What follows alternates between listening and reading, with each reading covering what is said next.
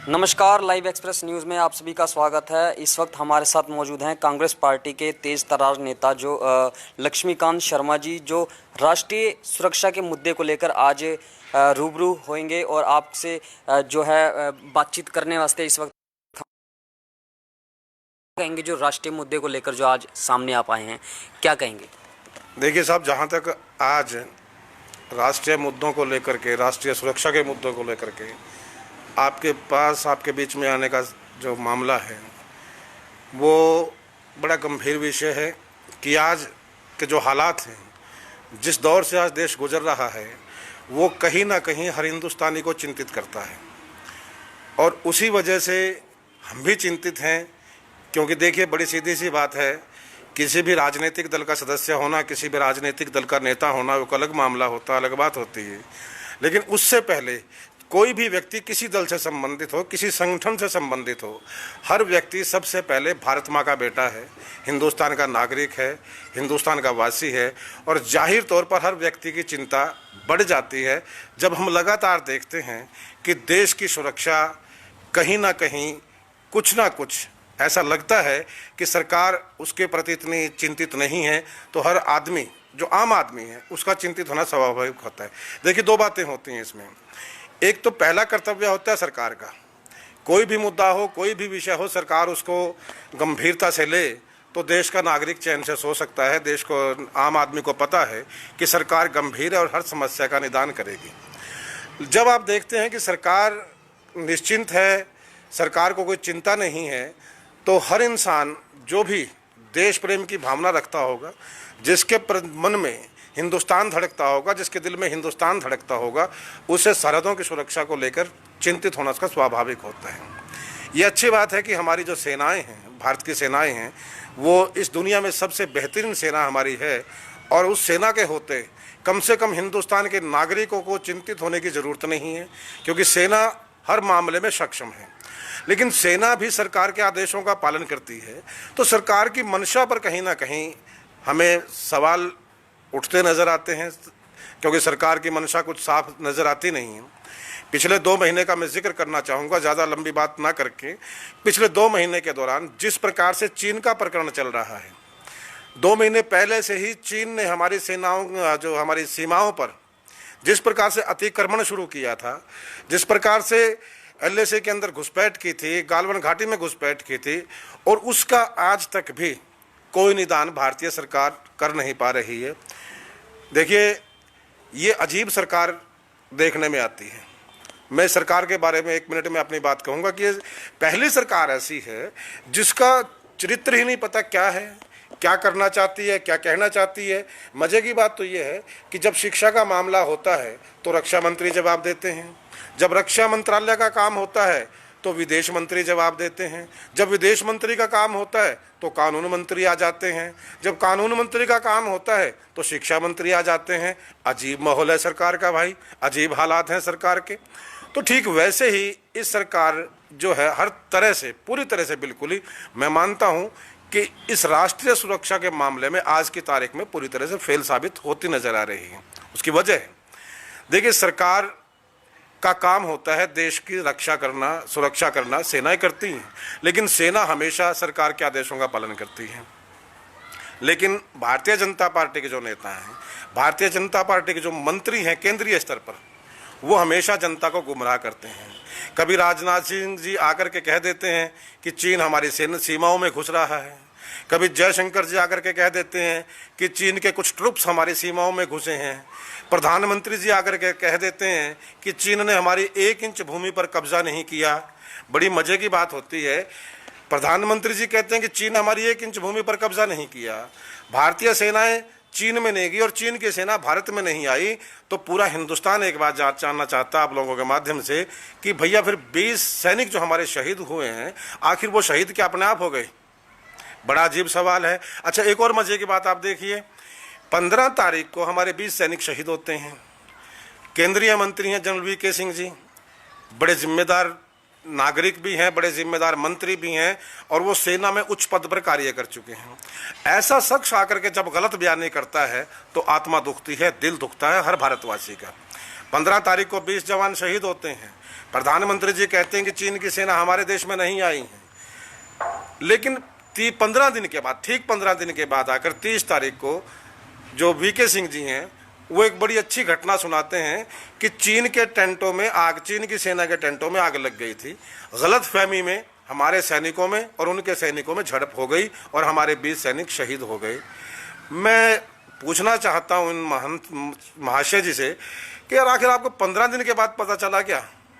15 दिन लग गए इस बात का पता लगाने में कि गलतफहमी में 20 सैनिक हमारे मारे गए।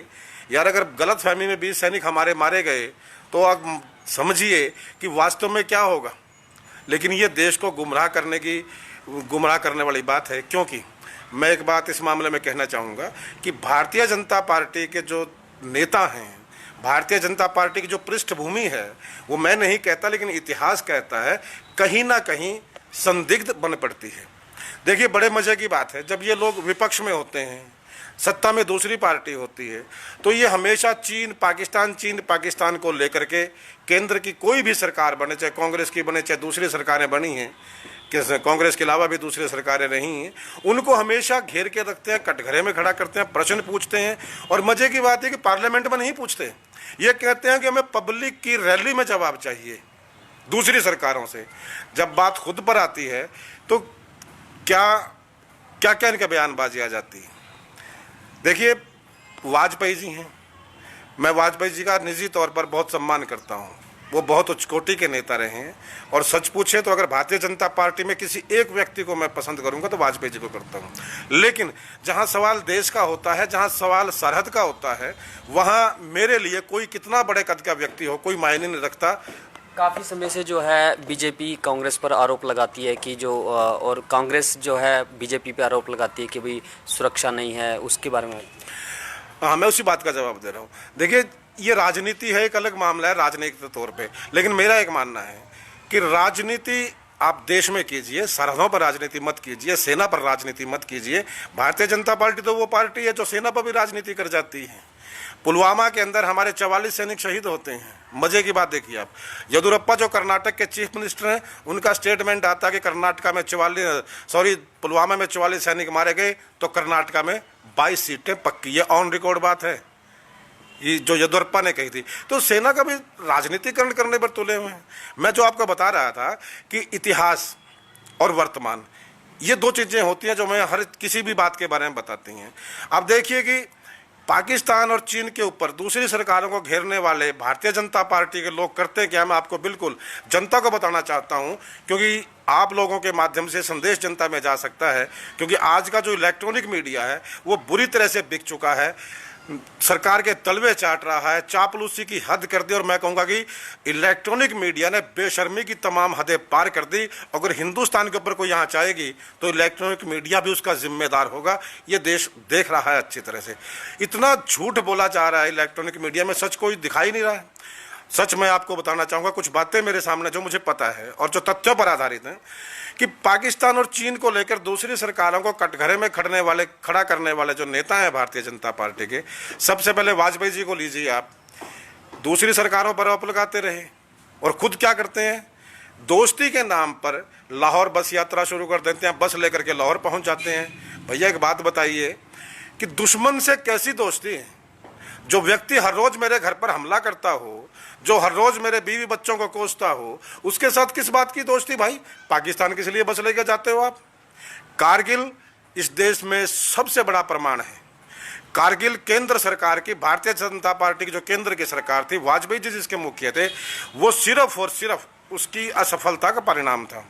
बड़ी मजे की बात आप यहाँ पर देखिए कि पाकिस्तान की सेना 8 महीने तक कारगिल के अंदर, जम्मू कश्मीर के अंदर आती रही, इंटेलिजेंस की रिपोर्ट आती रही और केंद्र सरकार को इस बात की जानकारी ही नहीं थी।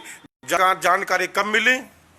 जब पूरा का पूरा पाकिस्तानी सेना ने, पाकिस्तानी आतंकवादियों ने हमारे एरिया में कब्जा कर लिया, तब भारतीय सेनाओं को जो है निर्देश दिया गया, सरकार को पता चला, तब सेना को कार्रवाई के लिए आदेश दिया गया। और इस देश की सेना इतनी बहादुर सेना है कि उसने हमारे ही घर में छुपे देश के उन दुश्मनों को, जो 9 महीने से सरकारी संरक्षण में जिस तरीके से था कि वो आते रहे और सरकार को पता ही नहीं था, उनसे अपनी ज़मीन को खाली करवाया। उसके लिए भारतीय सेना को सलाम है, सरकार वहाँ पर नाकाम साबित हुई थी और भारतीय जनता पार्टी की सरकार हुआ करती थी। वो सिर्फ हुआ किस लिए था? क्योंकि उसके बाद तुरंत चुनाव थे। जो भारतीय जनता पार्टी की फितरत है कि जब भी कोई पार्लियामेंट का चुनाव आता है, जब भी किसी स्टेट का मुख्य चुनाव आता है, तो ये लोग कोई ना कोई इस प्रकार की हरकत कर दिया करते हैं। तो उसको लेकर के अब आप मोदी जी की बात ले लीजिए। अभी जो चाइना का जो बहिष्कार करने, उसमें जो ऐप्स जो है उनकी बहिष्कार किया गया, उसके बारे में बड़े मजे की चीज़ है। देखिए साहब, 20 जवान शहीद हुए हिंदुस्तान के, 20 परिवारों के लाल गए, 20 सुहागिनों का सुहाग गया, बहनों के भाई गए हैं 20। और भारतीय जनता पार्टी की सरकार, जिसके अग्रणी है नरेंद्र मोदी जी, क्या करते हैं?